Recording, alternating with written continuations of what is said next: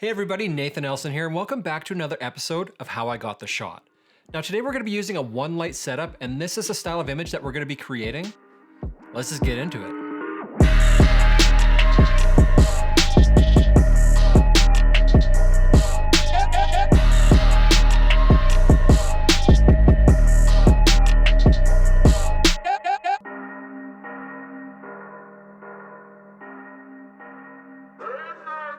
So here we are in the studio, and as you can see, I'm using a simple one light setup. My light is an AD600 Pro with a large Profoto deep umbrella with a diffusion material attached. This is being held by a C-stand with a boom arm attached to allow the light to be extended and placed overhead of the model. The light is metered to f8 at 1/200th of a second at ISO 100. The backdrop is a white paper backdrop, but because of the inverse square law and the way the light falls off as it travels, the background is turning to a light gray. This I felt created more depth in the image versus adding light directly to the backdrop, as you've seen me do in other videos to make it pure white. Now if we take a look at this from the side, as you can see here, the model is roughly 4 feet away from the backdrop, with the light positioned about 3 feet in front of the model. The light is also positioned at a height that allows the light to travel evenly from the top to the bottom of the model, as well as allows the light to fall off towards the backdrop to create a nice gradient of gray. Now to complete this setup, because my lighting is metered to f8 at 1/200th of a second at ISO 100, my camera settings are also going to be f8 at 1/200th of a second at ISO 100. For my camera, I'm shooting on the Nikon D800 with a Sigma 85mm f1.4 art lens attached, which is then tethered into Capture One Pro. So now that we've seen what the lighting setup is, let's get into some of the post-production. Alright, so here we are in Capture One, and I just wanted to show a few of the different images that we managed to create. These are completely raw, nothing has been done to them yet, but as you can see, the light, it's fairly even. You get just a nice fall off of gray from that white backdrop. It just adds that little bit of depth versus going pure white. This is just what I envisioned when I started taking these portraits. Now, just to show you a few different options that we went through, and again, if you want to see the full edits, follow me on Instagram. I put way more of these edits up on there than I do on these YouTube videos, but just to give you a quick overall, the image that I think I'm going to go with is this one here. And the reason being that when I originally envisioned this portrait, this is sort of what I had in mind, something very symmetrical where everything's just kind of going straight up and down. So this is the image that we're gonna get into. Now, the first thing we're gonna do is add just a little bit of color grade. And the nice thing about this style of lighting is it actually works really well for both color and black and white. Now, if I come into my styles here, and I just click on my cinema style, as you can see here, if I go before and after, it just adds just a really nice texture to the backdrop. There's a lot of pop in the image. If we come in on the model's face, it adds just a little bit more detail into the shadows, just makes everything just pop off a little bit more. It's one of my favorite styles for color, but I did envision making this image black and white. So I am just gonna come over here and select another one of my styles here. And this one, as you can see here, it's a perfect example for black and white photography. It just makes it feel a little bit more classic, a little bit more timeless, if you will. It's a super simple portrait, and I just find with black and white, it adds to that simplicity and just makes it just pop a little bit more. So if I just show you guys a quick before and after, this is the raw coming into the after, before, after. And again, if we just come in on the model's face here, so before, after, before, after. And so there's a few different things that I'm going to do here. Now, first thing I want to do is I just want to add a little bit more highlight to her hair. So I'm just going to create another layer. I'm going to turn off my before and after here. And I'm just going to come in a little bit. And with my paintbrush, going to increase the size of this a touch here. And I'm just gonna go over the areas where there's little highlights in her hair. I'm just gonna paint on that a little bit. Come up, paint up onto the top, down in here.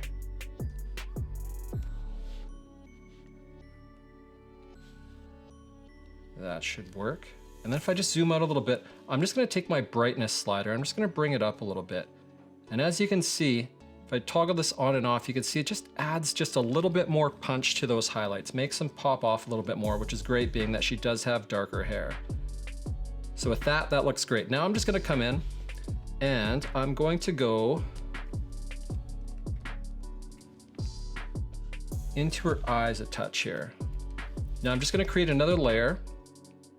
And again, with my brush tool selected, just gonna highlight into the bottom of her eyes a little bit here. And then I'm gonna right click on that layer and I'm gonna select Feather Mask. And all I wanna do here is I just wanna spread that mask out a little bit just so the lines aren't so hard. So I'm just gonna move this around a little bit and looks like, yeah, around, 8.5 is where I wanna be on that. So I'm just gonna click Apply. Then I'm gonna come in with my brightness here. I'm just gonna pop that up a touch and a little bit on my exposure. And so if I just toggle that on and off, you can just see it just adds a little bit more pop into that reflection that you're getting off that white paper backdrop that's sitting underneath her, which is acting as a natural reflector. So with that, just gets us a little bit more pop in those eyes. Sometimes you lose that when you can convert to black and white, so we just want to make sure we don't lose any of that. Now the last thing that we're going to do is I'm going to create one more layer, and the radial filter is probably my favorite tool in all software, be it Capture One or Lightroom or anything like that. So it just adds just a little bit of focus to your image. So if I just come in and I'll grab my my radial filter here and I just draw myself an area. Now, one thing that I always do is I tend to feather these quite a bit. And by doing this, you pull in that middle circle and you just pull it in and it just feathers out the light. The reason being for that, if I pull this out, as you can see my mask, it turns into this like really hard line. And if I feather it in, it just makes that transition super soft, a lot more appealing. So I'm just gonna bring this out a touch more. I'm just gonna bring my exposure in just a touch. I'm just gonna focus that light just a little bit with this here. Yeah, probably just about half a stop. And there, it just adds that little bit of focus onto the image itself. Now, the last thing here is it is a little bit crooked, so I'm gonna come into my rotate freehand. Just gonna dial that up a little bit. And there we go. That looks exactly how I want it to. So again, we'll just do a quick before and an after. It just makes a huge difference in just doing some quick adjustments, little bits of color grade, little bits of highlights in the hair, pops on the eyes. I'll bring you into the eyes just so you guys can see that. And again, just if I turn that and I just toggle this on before and after, again, just small little things that can make a huge difference in your image. Now I'm just gonna pop this over to Photoshop. We're gonna do a few final adjustments. Okay, so here we are in Photoshop, and obviously one of the first things I wanna do is get rid of this, this leg that's sticking out here. So I'm just going to take my healing brush and I'm just going to paint that away quickly. There we go, and there is a little, this floor is a bit textured, so it didn't do a perfect job, but if we come through and just kind of select a few other areas, we can blend that in a little bit better here. There we go. I'm just gonna get my clone tool here and just kind of adjust this background a little bit. There we go, that looks better. Get rid of a couple of these little spots on the floor.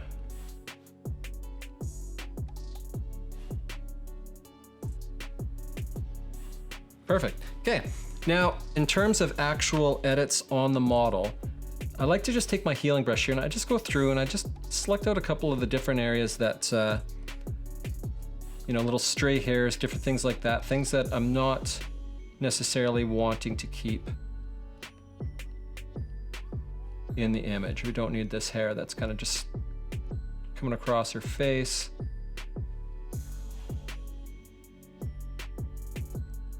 There we go, clean that up.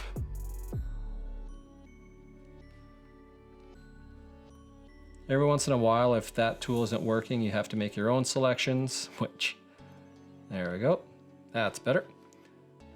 Come back on here, just get rid of some of these little areas. And again, the model does have immaculate skin, so there isn't a whole lot of cleanup to do here, but with any type of directional lighting, you do end up highlighting a few different areas in the skin that you wouldn't normally see. So we're just gonna go through and make sure we get rid of those just to make it a little bit cleaner. Just for the aesthetic that I like. Now, when it comes to these stray hairs, different things like that, I often keep a lot of this. I just find it actually makes the image a little bit more interesting versus having, you know, a super polished, almost like a helmet type head, that kind of a thing. So I am going to leave these, just get rid of a couple of them that are sticking up kind of straight up, but for the most part, I'm going to end up just kind of keeping all of that. Awesome. Now I'm just gonna double check here, make sure there isn't anything else that I wanna get rid of. A couple little spots here and there.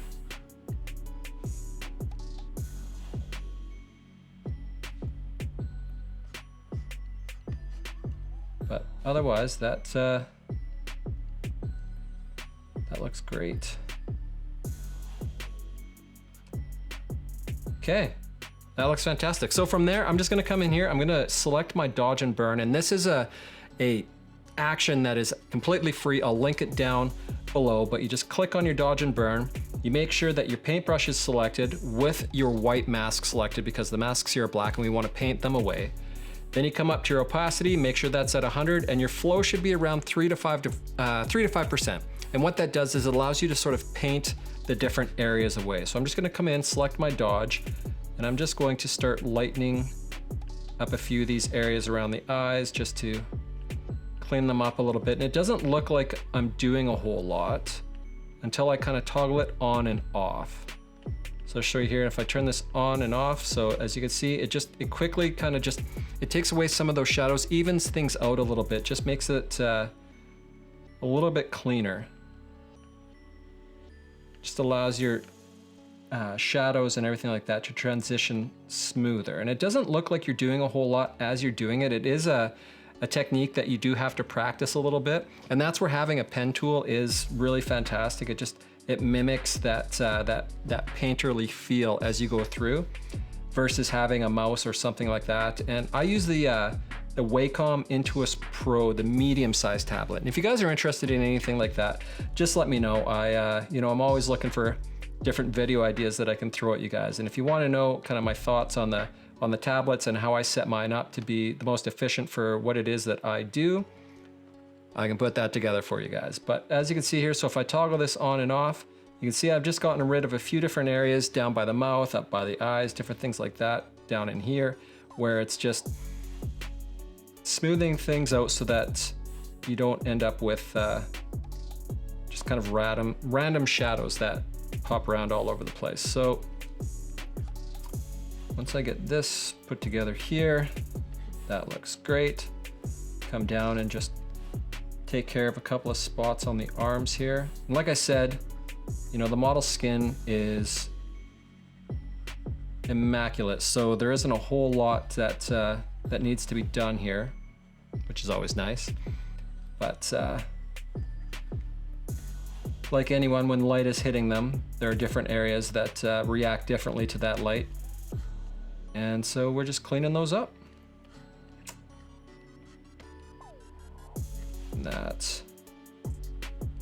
So that for a quick spot dodge and burn looks great. I'm actually going to flatten this down. I'm gonna run this one more time, and I'm gonna come in just on this eye a little bit. I just want to get rid of this area a touch more here. There, that's better.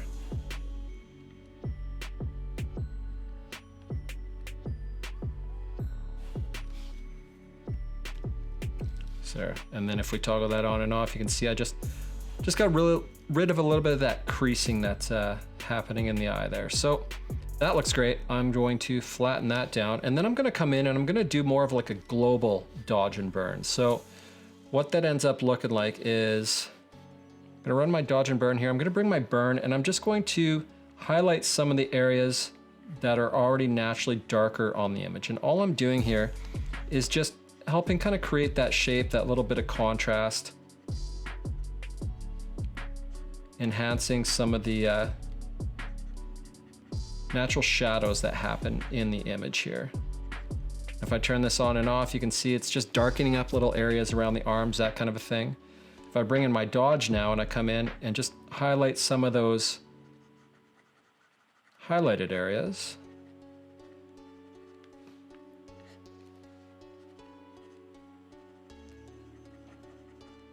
Come in here, and again, like I said, it doesn't look like you're doing much until you toggle it on and off. And then as you can see with it off versus on, it's just adding just a little bit of kind of shaping into the arms, different things like that. So I'm gonna do a little bit to the face here as well. So if I come in here, I'm gonna run this.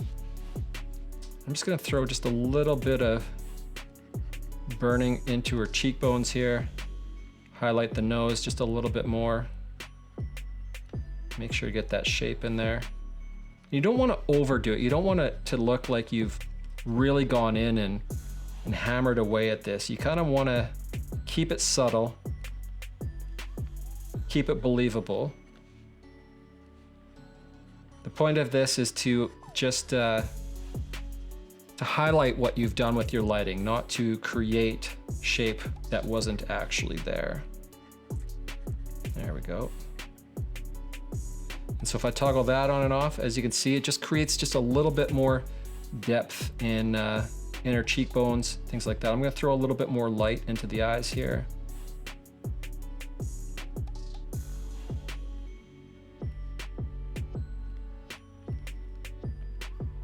Nice, that looks great. And if I just toggle that on and off, you can just see it just creates just a tiny bit more shape in the model's face. And yeah, that's all we really need to do to this image. And so with that, we wrap up another episode of How I Got the Shot. Now, hopefully you guys picked up a few things from this that you can use in your shoots going forward. If you have any comments or questions about anything, use the comments box down below. That's what it's there for. If you did like this video, give it a thumbs up. It really helps with my reach on YouTube. And that being said, I have noticed a lot of my views are coming from people who are unsubscribed to this channel. So if you do like this video and you want to see more like it, make sure you hit that subscribe button. I'd very much appreciate it. So with that, again, thank you guys for tuning in. I'll talk to you again very, very soon. Cheers.